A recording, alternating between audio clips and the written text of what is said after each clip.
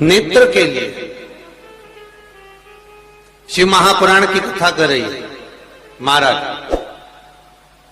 भगवान शंकर का जो शिवलिंग है और शंकर भगवान के शिवलिंग के सम्मुख में उत्तर के भाग में जो जल बहता है उसके बीच में एक मोटी सी लाइन होती है जिसका नाम हमने पहले भी कहा अशोक सुंदरी।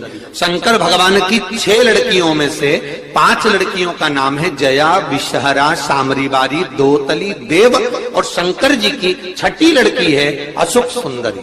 महाराज, ये अशोक सुंदरी का जन्म काशी में हुआ था, जिस काशी का नाम पहले नंदनवन था। क्या नाम था? नंदनवन। उस काशी में अशोक सुंदरी का जन्म अर्थात माता पार्वती को भगवान भ्रमण कराने के लिए जब पार्वती मैया बोली आज मेरा मन कर रहा है कि अपन नंदनवन चलते हैं, तो भगवान शिव काशी ले गए पार्वती मैया। और वहां उन्होंने एक वृक्ष को सम्मुख में बैठकर माता जगत जननी जगदम्बा माता पार्वती ने उस वृक्ष की साक्षी में उस वृक्ष से एक कन्या को प्रकट करा जिसका नाम शोक को दूर करने वाली अशोक सुंदरी।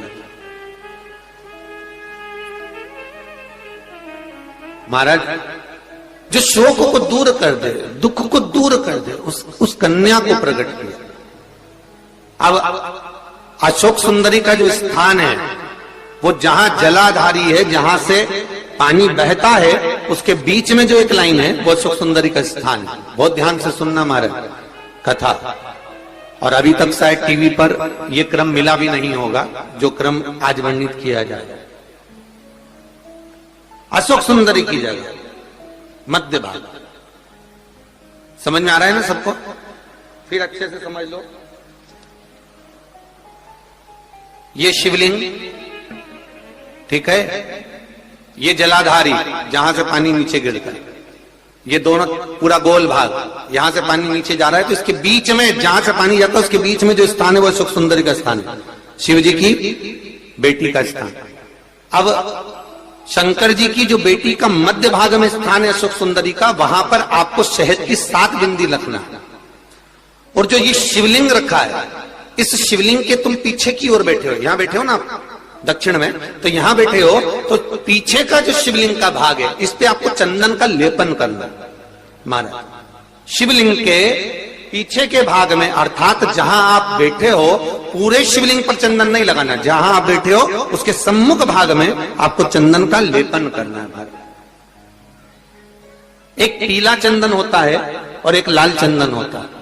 लाल चंदन कभी आप किराने वाले की दुकान पर जाएंगे तो वहां पर आपको लाल चंदन प्राप्त हो जाएगा। आपको जो लेपन करना है वो लाल चंदन का लेपन करना है।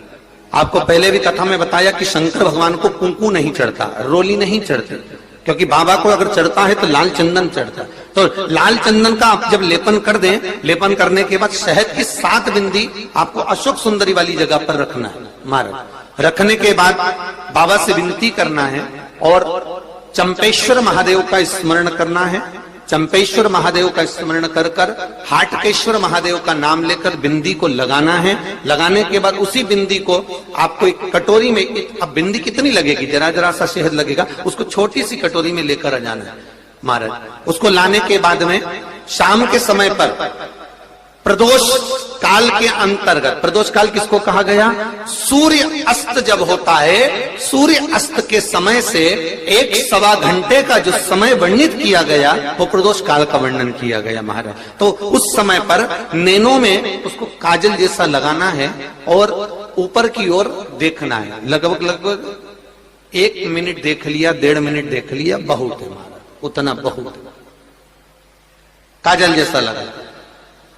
एक कटोरी में जो तुमने चंदन लगाया है उस चंदन को निकाल कर लाना है और आंखों के नीचे भाग में उसको समर्पित करना है। महाराज, ये 2-3 चीजों में काम आता है। एक तो नेत्र की ज्योति बढ़ाने के लिए, जो चश्मे वाले नंबर हैं उसको उतारने के लिए। दूसरा, नेत्रों के नीचे जो कालापन आ जाता है उसको मिटाने के लिए इसका प्रयोग किया जाता है। महाराज, तीसरा, इस शहद का प्रयोग नारी के जो रजो धर्म से जुड़ी हुई तकलीफें होती हैं, नारी के रजो धर्म से जुड़ी हुई जो प्रॉब्लम होती है, उसमें भी ये शहद काम आता है। महाराज, इस शहद का केवल प्रदोष काल के समय इसको चाट लिया जाता है, तो उससे भी नारी के जो रजो धर्म से जुड़े हुए प्रॉब्लम होती है उसमें भी उसको अंतर जाता है। तो हाटकेश्वर महादेव और दूसरा जम के बोलिए चंपेश्वर महादेव,